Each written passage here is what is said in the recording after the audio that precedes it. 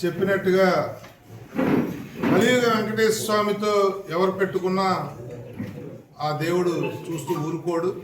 ఎన్నో నిదర్శనాలు ఉన్నాయి. కోట్లాది మంది భక్తులు వారి విలువైపుగా పూజించే వెంకటేశ్వర స్వామిని కూడా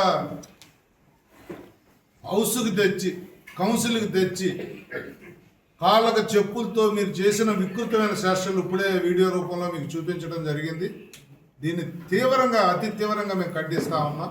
ఎందుకంటే దేవుణ్ణి రాజకీయాలకు వాడుకుంటున్నారని చెప్పి బొత్స సత్యనారాయణ గారు వాళ్ళ మనుషులు మాట్లాడింది ఎవరు దేవుని వాడుకుంటున్నారో, ఎవరు దేవుడి ఫోటో కౌన్సిల్కి తెచ్చారో, ఎవరు దేవుడికి అపచారం చేశారో రాష్ట్ర ప్రజలందరూ చూశారు. దాన్ని తీవ్రంగా ఖండిస్తా ఉన్నాం. గతంలో ఎన్నో వికృతమైన శాస్త్రాలు మా వాళ్ళు ముచ్చటించి ఇంకొక రెండు చెప్తాను.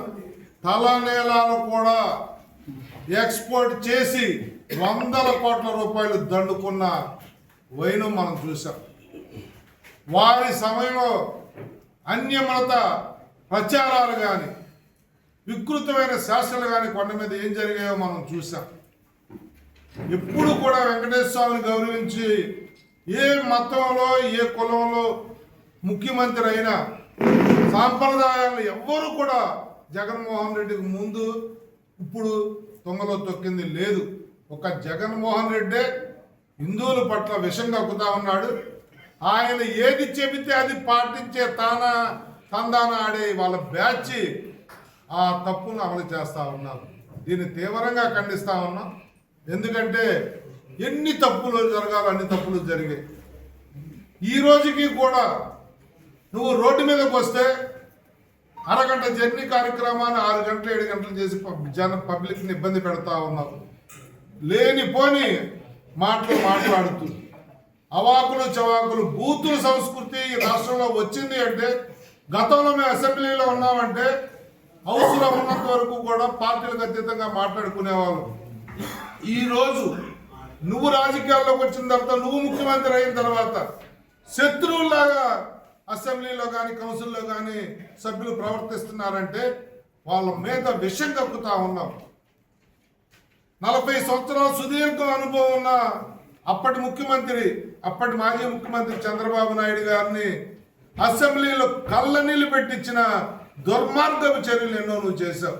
అవన్నీ తట్టుకుని ప్రజల కోసం భరించిన మా నాయకులు ఈరోజు ప్రజలు నీకు బుద్ధి చెబితే నువ్వు నాశనం చేసిన ఈ రాష్ట్రాన్ని గాడిని పెట్టి బ్రహ్మాండమైన పరిపాలన, అభివృద్ధి, సంక్షేమం 2 కళ్ళులాగా ప్రజల్లోకి తీసుకెళ్లి పరిపాలన చేస్తూ ఉంటే అది చూసి వారవలేక మళ్ళీ అధికారంలోకి రాను, ఇది నేను పెట్టిన రాజారెడ్డి రాజ్యాంగం మారిపోతా ఉంది, మంచి అంబేద్కర్ రాజ్యాంగం నడుస్తూ ఉంది, ఇది జరిగితే నేను కల్లో కూడా మళ్ళీ అధికారంలోకి రాను అని చెప్పి నీ వికృతమైన శాస్త్రాలు మళ్ళీ మొదలుపెట్టావు.